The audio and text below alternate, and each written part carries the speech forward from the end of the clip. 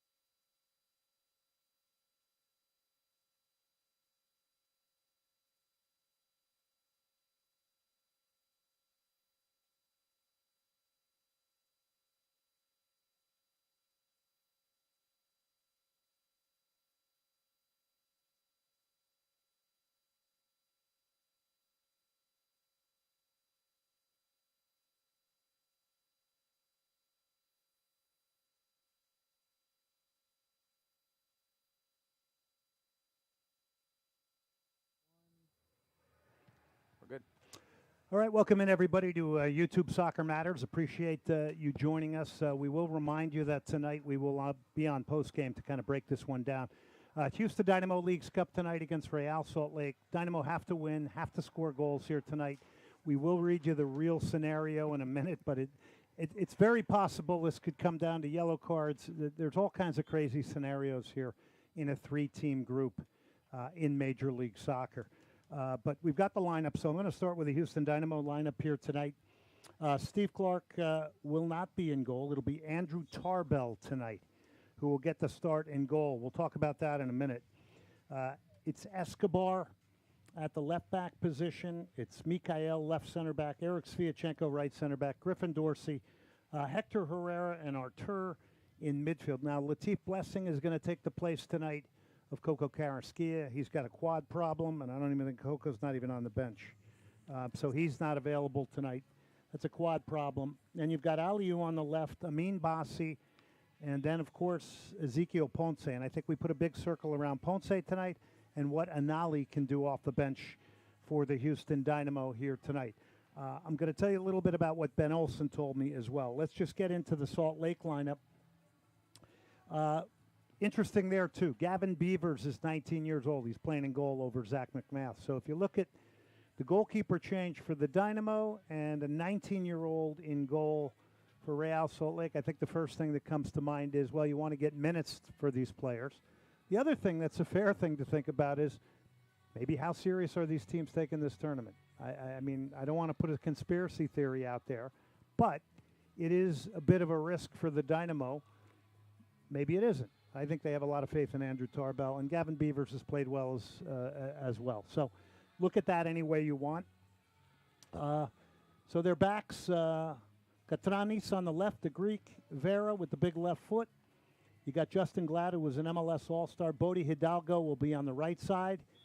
In midfield, the two holding guys are Brian Ojeda and Amika Anelli. Anelli runs for two men. We know that. Benji Michel is in this lineup as well. I'm sorry, Matt Crooks, will be in midfield, not Benji Michel. Diego Luna, who didn't make the Olympic team, and Anderson Julio and Andreas Gomez. The other story about Real Salt Lake is the fact that Chicho Arango is available now tonight. So he is on the bench after serving suspension. Andreas Gomez is being targeted by teams around Europe right now. I'm trying to remember. He's got a sale tag on him, I think, of around $5.5 million. He's a winger. He helped destroy Atlas on one of the goals where he set up Anderson Julio. And then, of course, you had that crazy long-range goal and long-range hit from Palacios. All right, so what do you got? By the way, click on this and follow us if you would like. Tonight we had a Soccer Matters at 6 o'clock to 7. You can go back and get that on the podcast at ESPN975.com, Spotify, Google, Apple, wherever you want. Tonight we'll be right back here on YouTube after. Tomorrow night, another version of Soccer Matters at 6 o'clock Central Time. We're going to go live and take calls on that one, probably give some tickets away, and a couple of guests I'm waiting on getting a response from. All right, so what do you got, Justin? We'll also be on Facebook and Twitter as well, live. If you're on the Twitch side of things, we're also on Twitch. Where do you want me to go first? You want me to go I would say just listen closely to these scenarios so that you can be further confused. All right, so if Houston wins 1-0, Atlas and RSL advance, seed determined by fair play. If Houston wins 2-1, RSL would be the group winner. Atlas and Houston would be determined by fair play. If Houston wins by 1 goal, excluding a 1-0 win and a 2-1 win, RSL will win the group. Houston will get second place. If Houston wins by more than 2 goals, Houston is the group winner. Atlas will finish in second place. It's very confusing because a lot of people are out there saying all they have to do is win and score a lot of goals. You're telling me if they win 1-0. No, I don't know. Excluding 1-0. They have to win by 1 goal. What is that right there? If Houston wins 1-0, they will still not advance. Atlas and RSL will well, advance. you don't need to tell what not. I'm reading all you the tell paragraph. people is what is going to happen, how we advance. We don't care about how we know how we're not going to advance. Thank you, okay. MLS. So thank you for confusing all our listeners. All right, what do we got here? We need tough questions. Give me a tough question. I'm thinking 3-2 is a score, agent winners. Well, that'll get you advanced. That's a good one. I think it's a game that has to be made a little bit chaotic, honestly, and open. You want to try to force RSL to be open. I don't think that's the way Ben Olsen's going to play it. I think he's going to try to go one at a time. I think they will come out trying to high press a lot and try and get an early goal momentum-wise. Don't know, Charles. It's close to the vest with the Dynamo on injuries. Look, we don't even know what happened to the coach of the Houston Dash. All we know is he's on leave.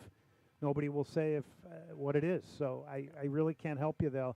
I wish There was, I think, I wish there. Well, that's good news. My phone does work, and it does ring.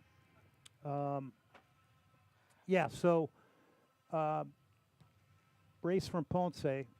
Okay, Colby, I like that. I think that's one of the points of contention tonight. Here is this system. Is it really adhere to a number 9? The guy hasn't had many chances. He's had only 3 shots. I think maybe 2 of the 3 were decent chances. They weren't great chances. He doesn't get a lot of looks at goal because of a narrow system the Dynamo play in, and they only get width really from Dorsey, and it's generally late width, which allows teams to get back defensively. So these strikers don't have a lot of space to play in. I want to see if in the future, potentially, the Dynamo pull off that, get a little bit more courageous, and play with 2 wingers and really try and pull some of these. If this is your center forward, they're playing like this with 2 center backs on them all the time. You get some width and you start pulling them away, you're giving them room to move and attack things. And I'd like to see some early delivery as well. With an alley in there, you might get more transition play and breakout play, which is attractive. So there's a lot of questions. I think Ben is very connected to his system, believes in it, and I think it will stay narrow until they could potentially be pushed into trying to change it. But I think for the time being tonight, I mean, the lineup we see, it doesn't have an ollie in it yet, and maybe it's not time for an ollie either. I do got a couple for you, Glenn. Explain RSL without Arango starting, which is also worrisome if he comes in the second half as well. Arango? Yes. He'll want to come back in a big way, but look, it's nice to have a big banger up front in Anderson Julio, who scored in the last game. He's dangerous. He's been dangerous against the Dynamo. And Chicho Arango was out for, I think, some harassment of officials or something. He got along, probably said something that we don't know what he said. And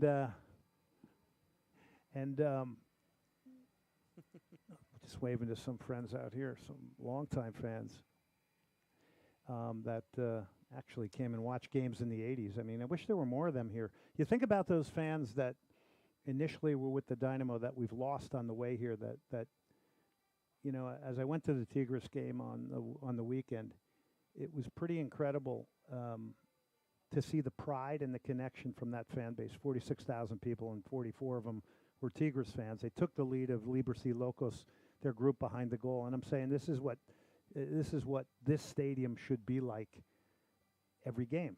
And along the way, we lost a lot of valuable people that were longtime supporters of the Dynamo. And they are the ones then that bring friends, bring their grandkids. And then you get this generational turnover. But we've missed out on that. And by the way, we're not young anymore. We're almost 20 years old. This team's almost been here 20 years. Okay, we got some good questions here. How long is Coco? I can't help you with that one.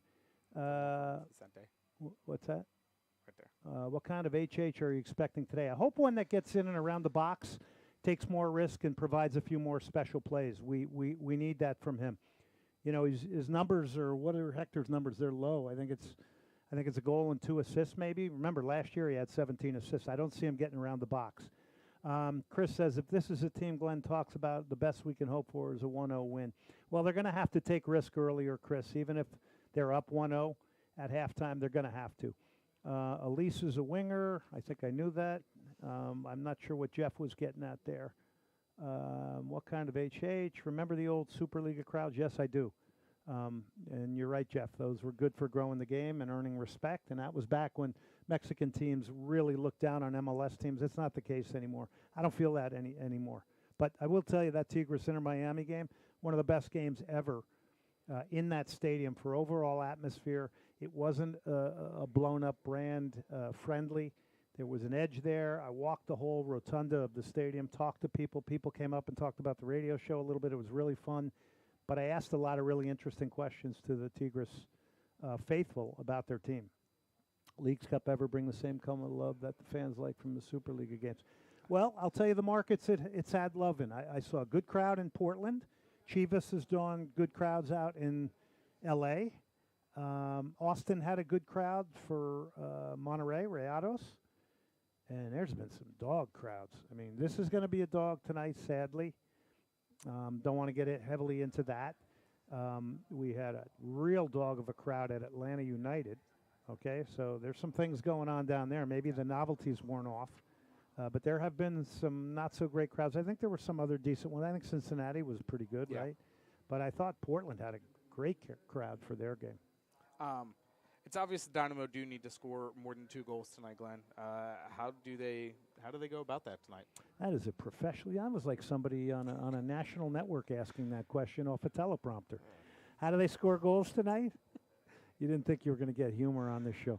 How do they score goals tonight? Well, I think at first it's going to be methodical, and they're going to hope that they get the game's first goal. I don't think a lot's going to change. I do think off the opening whistle you'll see a little bit more risk taken when it comes to high pressure and playing a pressing game and a repressing game, because they want to get an early goal. They want to rattle the cages.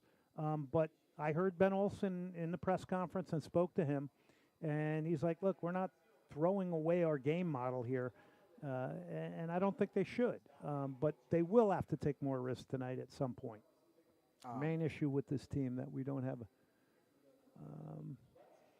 I think that would be less of an issue if you were playing with 2 wingers and you had a Nolly, because that would give you – I think Hector is your playmaker, quite frankly.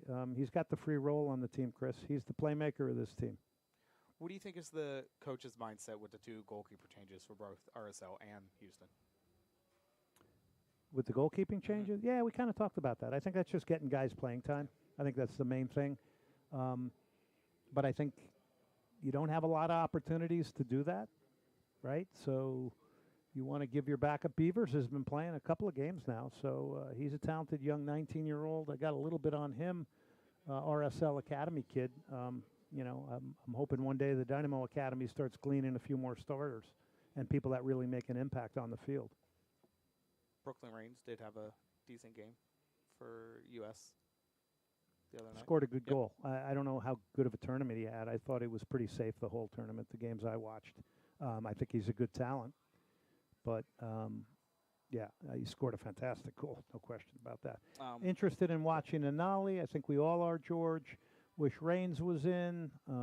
Okay, that's probably based on the fact that Elite CM, all you watched was his long-range goal. Did you watch him the whole tournament? But I like Reigns, too. I think he's got promise. Again, it's a guy that needs minutes, and he needs to be pushed. I think we should sub out Franco at halftime, put in Kowalczyk. Okay, so we're getting into the hypotheticals now. Let's see how it plays out. I'm going to take a break and get ready for the broadcast. Thank you, everybody, for tuning in. The post-game show, make sure you come back to YouTube, and let's get all your good comments. But you make it a lot of fun. Okay, thanks for tuning in.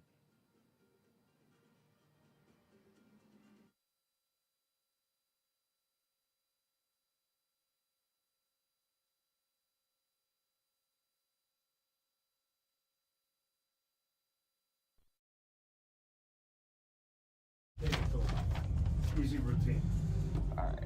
So let me get my tablet set up. Okay, so I screwed something up royally here, which just goes to show you. What'd you do? I need the stickers. No, I put the lineup from their last game down, which is not the lineup. There you go. Oh, that's done. One needs to hear him. Are we going to open the windows? It's hot as hell out there. Yeah. Okay. No, we won't. You know what it is? No, It's let's humid. not. Let's not. Okay, so Ovieda is Just this will go up. Empty stadium. Why? So you can hear an empty To stadium. the stadium and to the truck. okay. Los Angeles. 2 is for the